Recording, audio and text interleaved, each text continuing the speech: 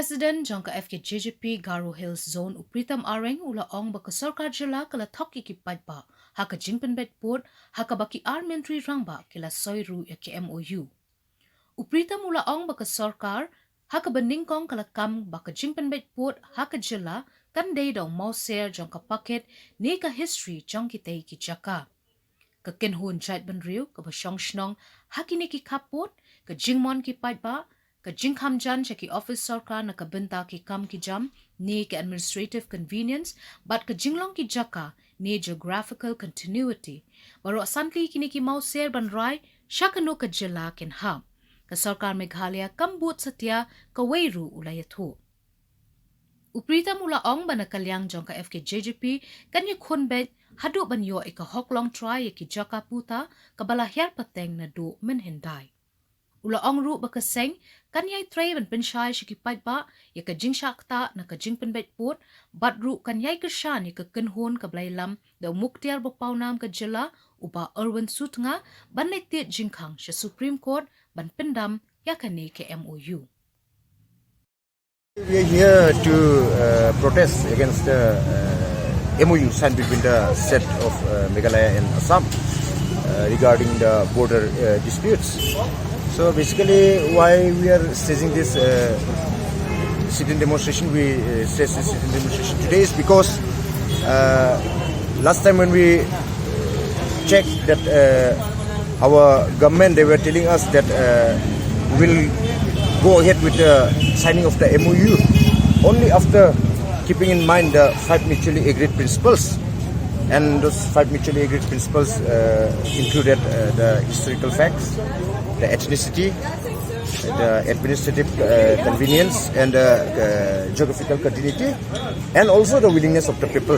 However, in every aspect of this, in every of these aspects, they have overlooked all of them, because historically also this lands belongs to the Akhang lands and the Hima Nonglangs and the Red Marwet and Red Jirang. So there were no other people living in these areas, and these areas were never disputed before the signing of the MOU. They were always considered a part of Meghalaya. However, after signing of this MOU, our government is saying that these lands will go to Assam. However, the people are very unhappy with that, and they have already staged so many agitations in the past in their respective villages. However, our Meghalaya government, they have not heeded to their demands.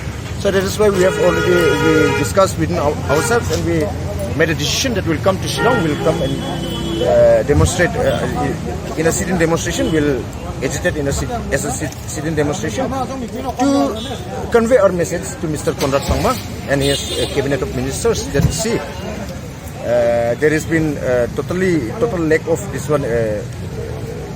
There has been total lack of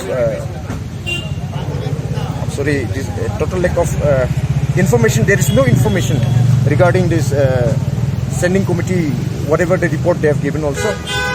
Basically, this 5 mutually agreed principles has been overlooked, and the government has went ahead and they did whatever they did without the consent or the knowledge of the people of these lands.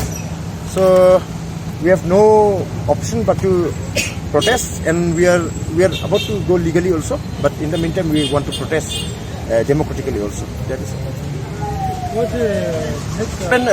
first, because this is a very big issue, so we are thinking that we'll have to go legally also. So we are in consultation with the Supreme Court leaders at the moment.